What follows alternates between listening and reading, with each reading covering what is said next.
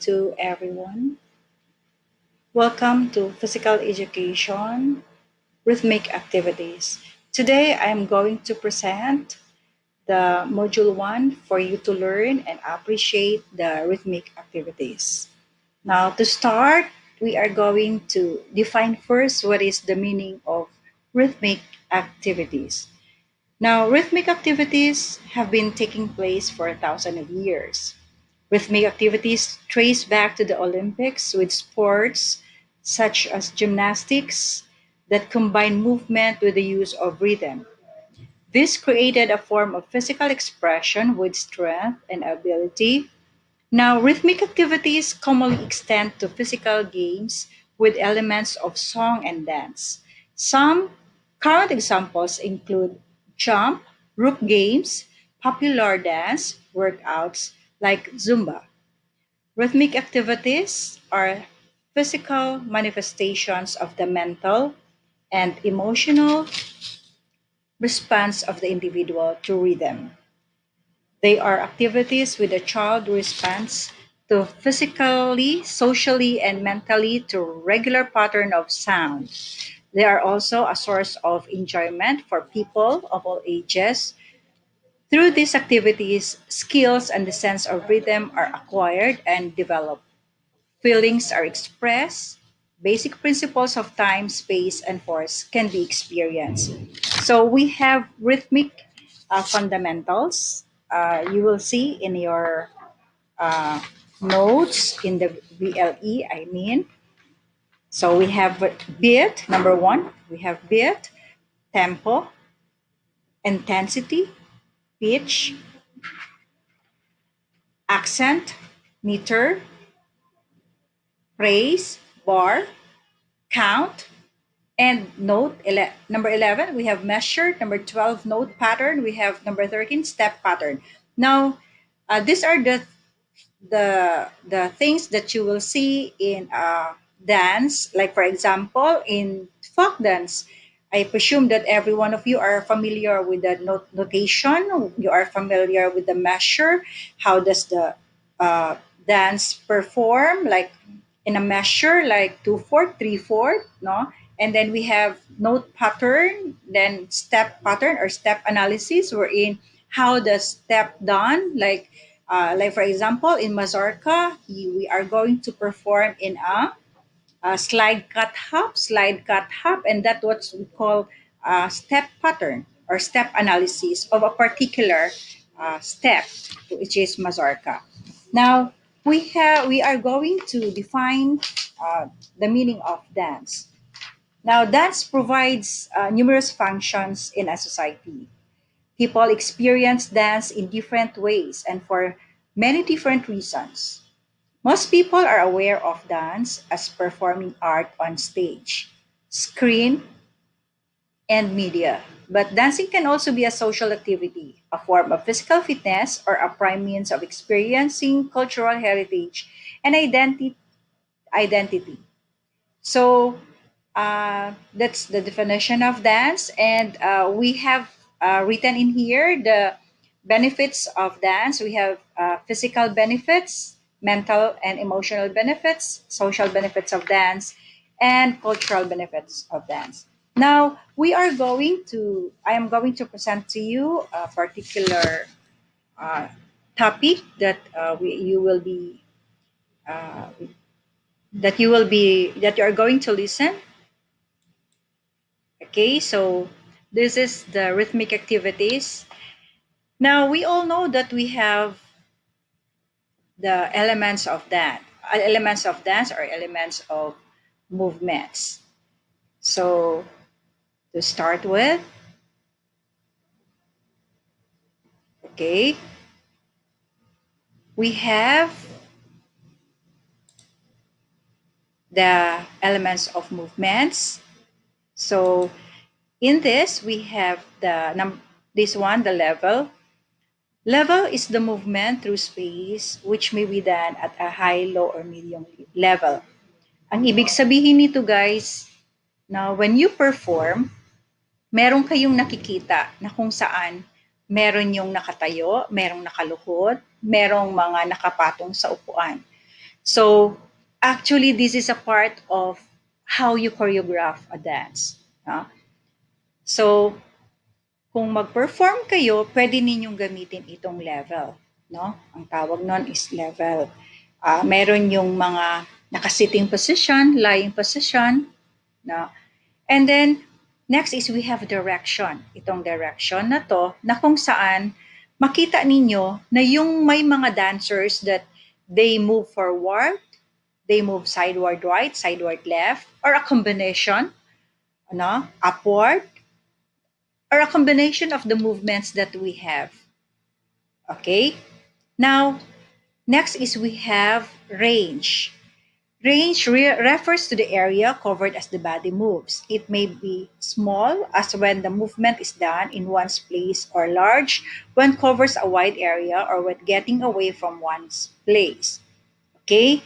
So, ang ibig sabihin nun, kung paano mo gagalawin, no? Paano mo uh, i- i-move ang iyong katawan, kung gaano ka kalaki, gaano ka how does your body occupy a space, okay? And paano yung movement mo, no? Next is we have floor pattern.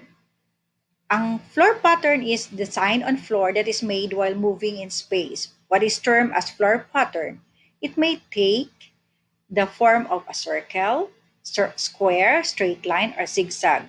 So when you are going to consider this kind of, or the elements of dance, one of the elements of dance, tinitignan natin kung ang dancers, maka-perform ba sila on stage, kung ang position nila is magsigsag sila, mag-straight line sila, okay?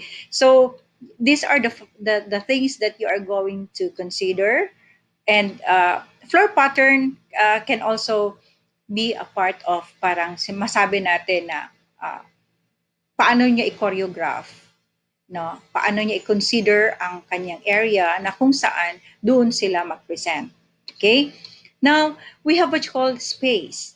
Now, marami pa ito sila, guys. Now, I'm just giving you an idea, no, of the elements of movement. So, ito namang space is an understanding of the space elements that affect movement is very important. These are direction, level, range, and floor pattern, which are discussed below as they related to dance. So, itong space na to, i-consider natin ito lahat, no? I-consider natin ito lahat. And then, ito na yun siya, ang space. Kasi, pag once na maggamit ka ng direction, of course, you are using a space, level, range, and floor pattern. As a whole, ito yun siya yung space. Okay? So, ito yung importante na kung saan pag nagkaroon ka ng movements, ito yung mga bagay na dapat na isa-isip mo, yung space mo. Okay? Now, we have the basic movement skills. Now, in this unit, kailangan natin na mag-learn tayo ng paano mag-execute ng basic locomotor movement with an even rhythm, perform the non-locomotor movements with ease and to aid in expression, and then we are going to refine one's basic skills through movements, experience in direction, level, dimension, or range and tempo. Okay? So now we have the basic locomotor movement. No? So we have 8 basic locomotor movement. Now, why is it that we should know or we must know what are these basic locomotor movement? Class, as I experienced that in every dance that we are going to perform, this basic locomotor movement is very important for you to learn to perform and isolate your body from upper extremities to lower extremities. Meaning, kung gagalaw ba ang nasa upper extremities ko, gagalaw din ba yung nasa lower extremities ko? Or you have to learn to separate the lower extremities and your upper extremities.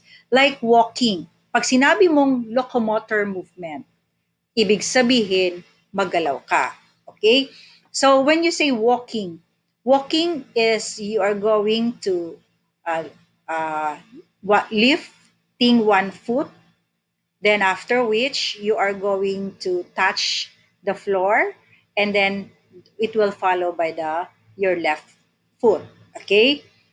And then next, we have running, we have jumping, we have hopping, skipping, leaping, galloping, sliding. Now, in many different dances, ang basic locomotor movement, piniperform ito siya ng iba't ibang way or iba't ibang style, okay, in performing. Now, but then, mapaperform mo din ito, like walking, running, and everything, in a very simple way. No? Kagaya ng sinabi ko, lahat na sayaw dapat malaman ito basic locomotor movement. I also presume or I assume that you are familiar with this since for the past few years in your college, high school days, no? Maybe in high school or elementary, familiar na kayo nito, no? Yung walking, running. Naririnig ninyo siya, but then hindi ninyo ginagawa or hindi nyo nagawa. Okay? At this point of time, you have to perform it so that you will experience on how to move your body, yung isolation, no? Tinatawag yun siya ng isolation or isolate para maano mo, ma-separate mo yung lower extremities mo sa upper extremities mo, no? Okay. So, meron din tayong non-locomotor. Of course, kung may locomotor, meron din tayong non-locomotor. So, ito yung mga non-locomotor, no? Yung half knees bend, full knees bend, or bending, no? Or flexion, bending or shorting of a body part occurring at the joint. So, full knees bend. Now, you notice when you perform this class, hindi ka naga-move, no? Hindi ka naga-move, but your upper extremities, yun ang ginagalaw mo. Like full knees bend. Siyempre, ganito yung position mo, no? The full knees bend or half knees bend. Okay? Trunk forward bend. Now, ang dalawang paa mo naka-touch on the floor, no? Equal naka-equal ang kanya yung way of your body, no? Now, yun siya ang tinatawag natin na non-locomotor movement. Ito pa yung mga example natin. Bending or shorting of a body part occurring at the joint. Ganun pa rin siya. No? Arms upward bend, arms forward bend, head sideward, no? Yung bending, no? And then we have extension. Pag sinabi mong extension, ito yun siya yung mga example, turning, twisting, or circling. Okay, so these are the example of extension or part ito siya ng non-locomotor skills. Okay, so you have to take note of the non-locomotor. Meron din tayong percuasive, yung striking and pushing or pulling, meron din ito siya. So ito yung mga movements na kung saan ma-experience ninyo. Then we have vibratory like shaking and beating. Okay, then we have sustain. Ito yung mga arms circling, arms moving. Okay, sustain. Sustain meaning slow, smooth flowing movement with a balanced movement throughout entire series. We have suspended. Okay, these are the example of non-locomotor. Now, as you all know, we are going to or you have to perform the 8 basic locomotor movement with variation. Now, we have example of variation. Like for example, this kind of movement. Now, movements experience, walk variations. Now, to practice, just simply walk and change direction. And to perform also the level, you have to perform the tip two, then the knees, half knee bend. Okay, and that's what we call level. No, as you recall the discussion that we have, and then of course the tempo.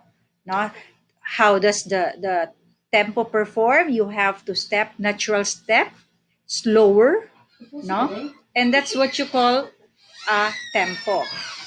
Okay? Now we have run variations. This is a part of the basic locomotor movement that we have discussed a while ago. So run variation, you are going to change direction.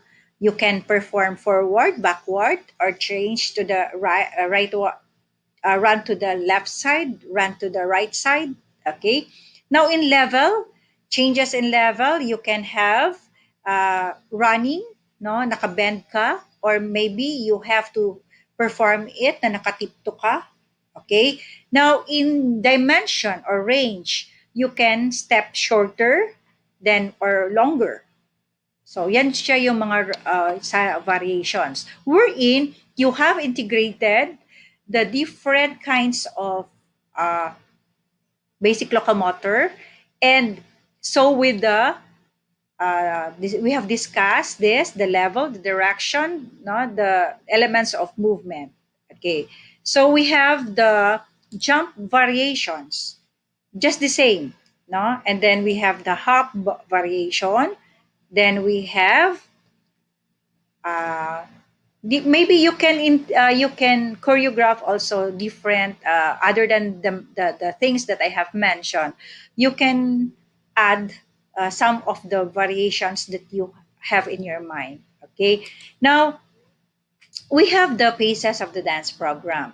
Now I will give you an idea of what is dance all about. All about. Now when you say creative rhythm, these are the actually for the children in the elementary grades.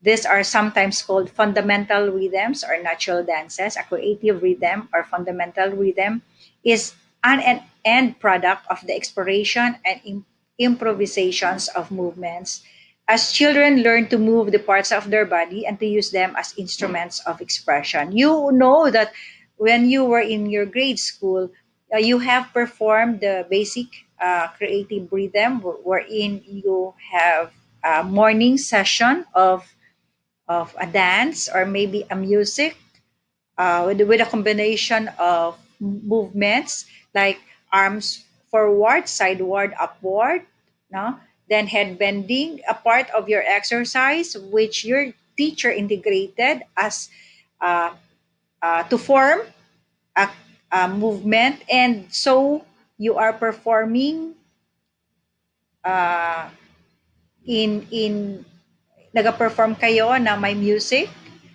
no, combination of music and your music at saka yung uh, timing or rhythm of your uh, exercise. Ginagawa ito siya ninyo ng after flag ceremony, I think, no, na-experience ninyo to.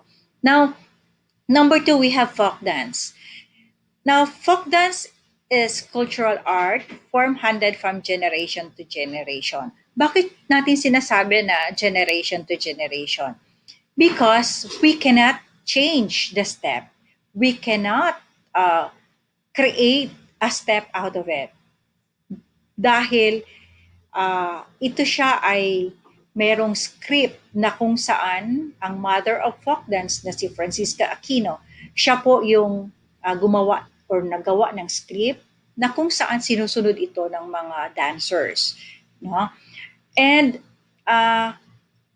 it communicates the beliefs, rituals, occupation of the people of our region or country. Ibig sabihin, kagaya ng sinabi ko na pag nagkasayaw kayo, like meron tayong sayaw na galing sa Bulacan, galing sa Cavite, galing sa iba't ibang provinces, na kung saan mayroon silang pinapakita sa atin na ito yung kanilang ginagawa sa kanilang place, no?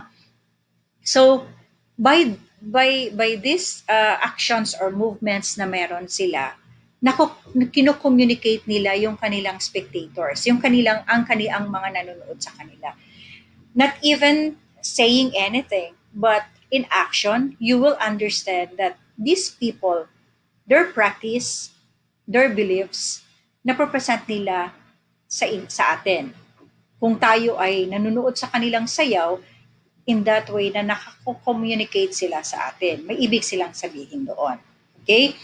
Meron tayong tinatawag na recreational dance. Ito yung tinatawag natin na ballroom dance or couple dances. Ito siya ay meron siyang mga simple patterns or a combination. No? Ma-imagine ninyo na itong sayaw na to is just a step-step, a waltz, a combination of it. No? Like, ang kanyang, ang kanyang beat or tempo niya is like step, quick step, mga ganun, no? Or mga movements niya na kung saan meron din tayong sayaw, guys, na dapat flexible ka sa recreational dance. Okay? And then, recreational dance and social and ballroom dance, it's just related to one another. Okay, like part ang recreational dance sa social and ballroom dance. Okay. Now we have creative dance.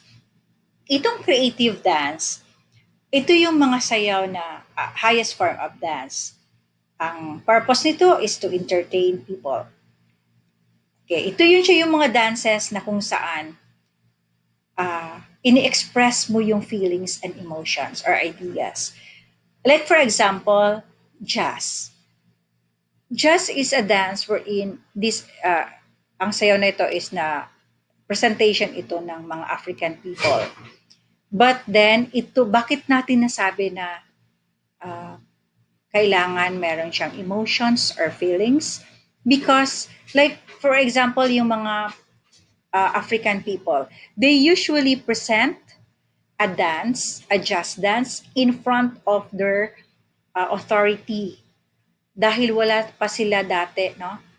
Wala pa silang expression, hindi sila maka-express or maka-communicate sa kanilang higher authority. But then, pinipresent nila ang kanilang niloloob through dancing. Okay? So, kung ano ang gusto nilang ipahiwatig sa kanilang authority, they perform on stage. Okay? Now, meron din tayong tinatawag, guys, na contemporary modern dance. Ito yung dance na kung saan ang basic movement nito is came from ballet movement. Bakit? Siya na classical ballet. Pero nagiging contemporary siya because pwede mo siyang i-integrate, no? Pwede mo siyang haluan ng movement na kung saan mabagay siya doon sa presentation mo. Okay? And then, meron din tayong tinatawag na modern dance. Modern dance is a theatrical dance. As you all know, when you watch a movie or yung mga sayaw, no, or on stage, pag may nakikita kayo na meron silang tinatawag na storyline na kung saan may pinoportray sila on stage.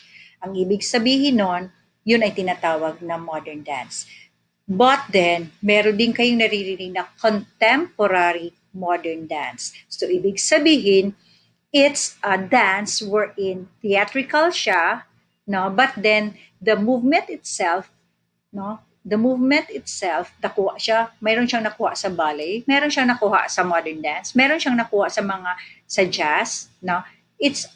Kaya tinatawag siya na contemporary modern dance. Now, pag sinabi mong jazz, ang jazz na sayaw is a strenuous and fast, furious dance that when you present, meron siyang kahulugan. Meron siyang may ini-imply na message to the people.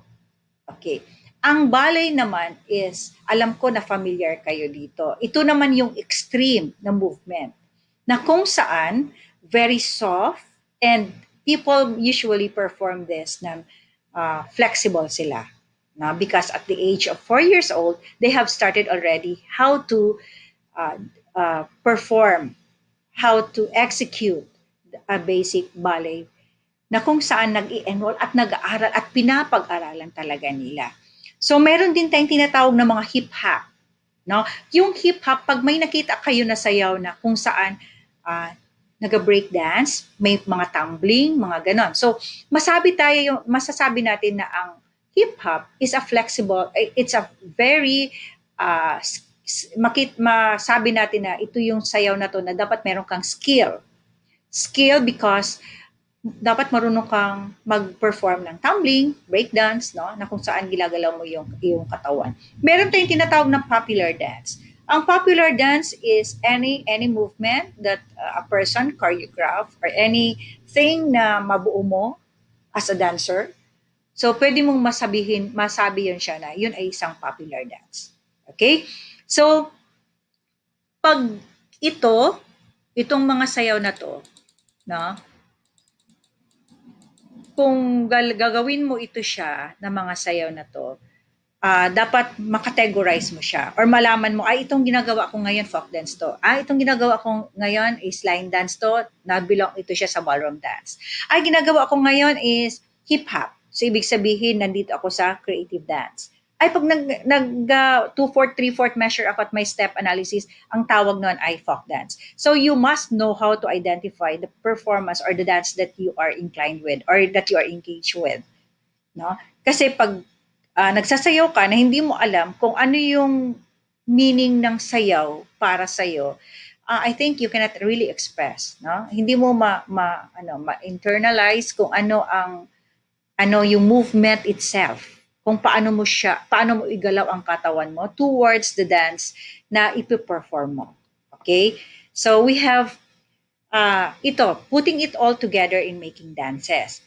Now, ito yung elements na learn natin kanina, no?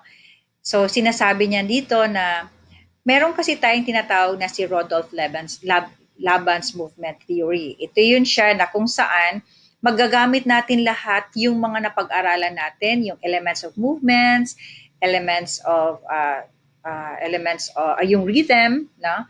Yung kanina nasa inyong VLE or module ninyo nakalagay. Okay?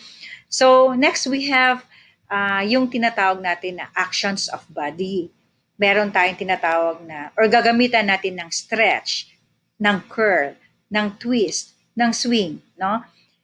Now, meron din tayong support, body weight, receive weight of force, lead action, apply force, no? Ito yun siya yung mga ating pwedeng i-apply, no? And then, this one. Meron tayong locomotor, non-locomotor, and manipulative action of the body or activity. Then we have, we have body shapes like twisted, wide, round, no? Ito yun siya yung makikita ninyo. Small, large, no? And itong tinatawag na symmetrical and asymmetrical, usually ginagamit ito sa ballet, no? Or sa contemporary. No? So, meron dito yung tinatawag natin na succession of movement, asymmetrical, symmetrical. Okay. So, itatakal natin yan later. Okay. So, we have this, how the body performs. And then, ito siya. Ito yung pwede na maintindihan ninyo na pag nag-perform kayo in different body parts, makita ninyo through this yung relationship. No? So, ito yun siya yung example. Then, we have this one. Okay? Ito yung tinatawag natin na copying or mirroring. Bakit mo masasabi yan? Meaning, guys, na yung nasa harap niya, you are following. No? Ito siya is supported na kung saan meron siyang movement because she is supposed to move. Okay? And then we have ito naman yung successive or alternating of movement. No? Okay, so these are example of individuals and groups performance. Okay? Then we have the elements or fundamental of movement.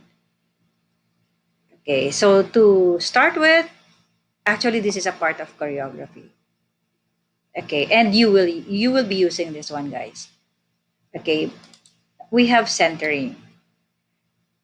When you start dancing, it is important to recognize the tools of dancer needs. There are 8 elements in dance that are most vital. As you progress, your understanding will change as you discover, sorry, what they mean to your body. The total sum of these elements is what is meant by technique. Okay. Now, ang ibig sabihin ng centering, this is fundamental to your ability to dance well. This is maintaining a sense of your own body, center that holds you together as you move. It allows you to move gracefully and freely. This means you have to be ability to move, to hold, to recognize yourself around your physical body. If you are centered, you are eventually learn how to do anything. Now, uh, to make this one as an example, pag once na nagsasayaw kayo, kailangan alam ninyo kung saan yung center. Every movement has to go through center. This is what makes it orient, alley, or eastern. Your natural base is approximately just below the navel, but the movements for this dance form come from plexus. Everything emanates from there.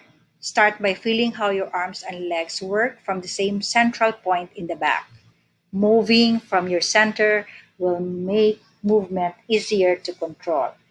Now, you are talking about the fundamental movement. This one, guys, is that pag dapat alam mo yung center, no? In your body, alam mo kung ano yung center ng iyong body. Okay? So you have to take note of that. When you move, when you are in the center, like not even sa katawan, hindi lang sa katawan mo ninyo, but then sa stage din, you have to consider this also. Okay. Pag makita mo yung center, of course, mas madali. Paano mo mabalance ang katawan mo? No? Alam mo kung paano magsimula. Okay. Next, we have gravity. Gravity, this is the force that holds you to the earth. It is force you have to work because it constantly inhibits movement. Try to become aware of the pulls in your body. What points are taking the most weight? When you push on these points, can you feel a rise up from them? You should be holding yourself better. When you dance, you want to feel as if someone is pushing you under your buttocks and the base of your spine and directing the energy up through your breastbone. So, ibig sabihin, pag nag-perform ka, kailangan mo makonsider, no, makonsider mo yung gravity ng iyong action, no? So, para ma-realize mo yung step na yon or ma-realize mo yung movement. Okay. Now, balance. Balance is a state of equilibrium na kung saan ah, kailangan malaman mo yung paano mag-balance sa katawan mo. No?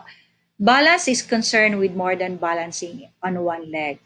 Your aim is to achieve and constantly maintain an inner balance of the whole body. It is intention of mutual support among all parts that brings the whole together in a new way. It is an inner relationship between all the points of your body which you hold your awareness. It is something you do once in a while. It is constant, a sense of balance whether you are moving or standing. In the actual act of balancing, if you can find inner balance, you are nearly there. If you are aware internally the need for the sensation of balance, you should be able to get it. Remember, balancing is both state is an active state. Okay. Next, we have posture. We all know that we are a unique person, of course. Then we have different uh, kinds of posture. But when you perform a dance, this is very important to know that posture play an important role in dancing. Okay, to achieve these elements, you need to change your perception of your body. There is often a wide discrepancy between what feels right and what looks right. Dancers work their entire dance, live on their posture, also called alignment. It is the key to balance and movement. Your posture will actually feel brighter and more aware.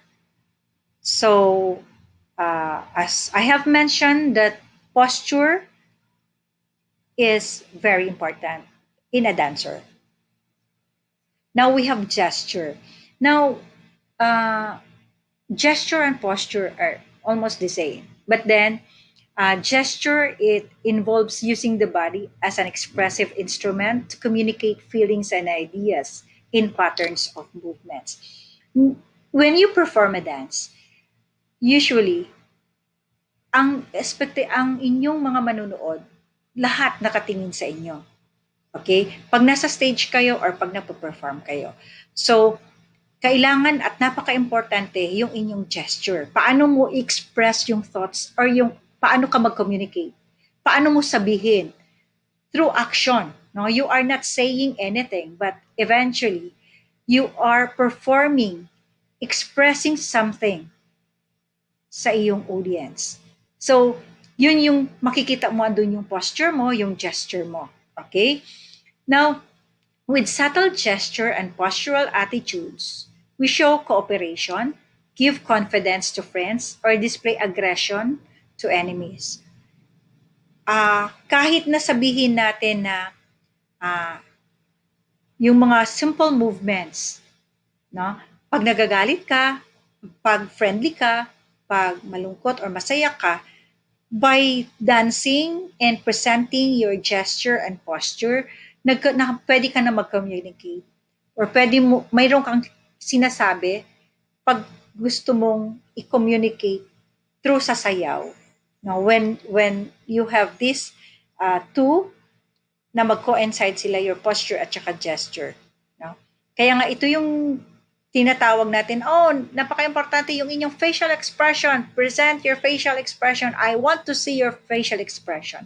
So, yun siya yung kung bakit napaka-importante itong posture at saka gesture. Okay? Now, we have discussed also how important rhythm. May nagsasayaw na yung sinasabi nila na oh, out of the beat, no? Ibig sabihin nauuna ka, no? Nauuna ka doon sa beat ng music or nahuhuli ka. So, ano ba talaga ang rhythm? Finding a rhythm is largely a matter of paying attention. It is something through some people are not as aware or sensitive to it. Our hearts beat to a rhythm, no? Yung heart natin, na mayroon siyang rhythm. Our lungs breathe to another. Rhythm is essential for dancer. Pay attention. Generally, the drum carries the beat. Make sure you are right in the beat. Not slightly late. All the work going into making a beat has already been completed by the time you heard it. You hear it, I mean. In fact, to get it right, you have to anticipate the beat slightly. Feel as if you are making the beat with your body as well as hearing it. Try to be at one with it rather than dancing to it. It is the rhythm and the beat of the dance that form the threads which allow you to memorize the structure of the dance. Okay, so ito yung sinasabi and we have mentioned this, moving in space. You need to be as aware of the space around you as a cat. You have to move with care and awareness, gouging the space.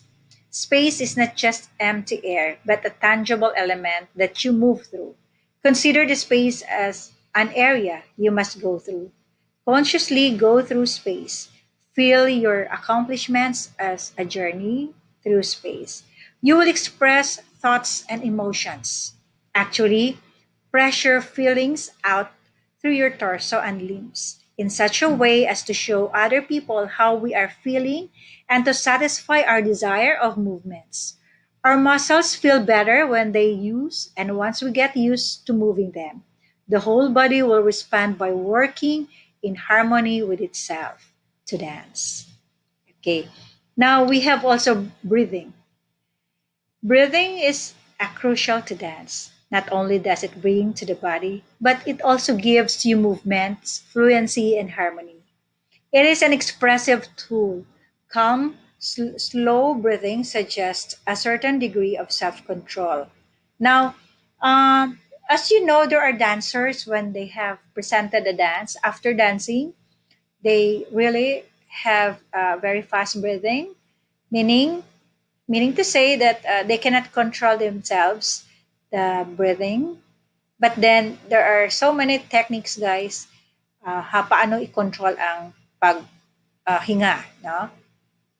So it is stated in here that a movement with breath has a controlled and considered extension of time, a clear beginning and end, no matter how fast or slow the phrase. A phrase without breath looks stiff and mechanical. It is important to learn how to do two or three things at the dance time. You frequently have to divide your attentions while dancing. You must learn to breathe deeply, expanding your ribs at the back of the body rather from the front. This will also give you a more emotional, organic look. So, ito yung mga technique na kung saan gagawin ninyo. Okay? So, we have, excuse me, we have space. Space, where is the body moving? So, ito yung siya yung direction. Forward, backward. Okay? Then, by the way, guys, we are going to have this, putting it all together, making a dance. Meron tayong mga types of movements wherein you are going to integrate the locomotor, no? We have this weight transfer, balance, shape, and everything that we have discussed. Then, of course, we have space. Then we have time. Okay? Ito yung nabanggit sa inyong module. Meron tayong tempo. Meron tayong slow, fast. Okay? And then we have dynamics. Then we have this one, relationship. Okay, pag sinabi mong relationship, grouping, apart, connected, so solo ka ba? No, relationship between our among dancers, side by side, supported, near, far. Example, yung kanina, no? And then we have this one, no, relationship. Now, as part of choreography, we have what we call dance composition. Okay, now to mention of the following, we have what you call flow. Now, flow means ito yun siya yung paano. Now, meron tayong direct and indirect movement. Then we have structure. Ano ko lang, ibigyan ko lang kayo ng overview, guys, with the dance composition. We have structure, nabanggit natin to kanina, yung symmetry and asymmetry. No? Then we have execution. Paano ka mag-execute na mayroong tinatawag na unison. Ito siya yung random movement in the same direction na kung saan yung dancer ipe-perform or gagawin nila ito. Merong opposition, no? Yung movement nila, merong different pacing in different direction. So, paano nila execute yun siya? Then, we have levels. Yung kanina, low, middle, at saka high. I have mentioned to you also yung merong tinatawag na lying position, kneeling, kneeling on the floor. Meron tayong supine position, whatever performance or movement na gagawin mo, na ikoryo mo, nagagamitan mo siya ng levels. Then we have pattern, no? Yung tinatawag ng movements ng body mo in different parts of your body. Merong across, straight, zigzag, and then we have the rhythm. No? Ito yun siya yung kagaya kanina na nasabi natin, and we have time. Meron tayong space, shape, energy. We have form. No, ito yun siya yung mga style. This means dance orientation of dance discipline of the movement being used, such as jazz, ballet, modern, tap, ballroom, traditional, ethnic, gesture. No, ito yun siya. Then performance, where the dancer is able to fulfill the dance technical demand. It also refers to the dancer's strength and weakness and how these strength and weaknesses affect the technical requirement of the piece and performance of the dance in general. Now, for you to come up, for you to come up. So, meron tayong tinatawag na theatrical production na kung saan magpe-present kayo on stage and you have to be aware that you have to wear your costume, uh, you have to wear your proper or appropriate attire, of course. And then we have when you present in a theater or in a show, these things play an important role. Wherein the lighting, the special effects. Now, when you are saying about special effects, makikita niyo may mga balloons, may mga bubbles, no, lights, mga usok-usok, no. And I know that you're familiar with this, the props that they use, syempre the setting of the stage. Okay, so ito yung mga considerations or factors that you have to know in a dance. So ito yung module 1 na discussion. Okay?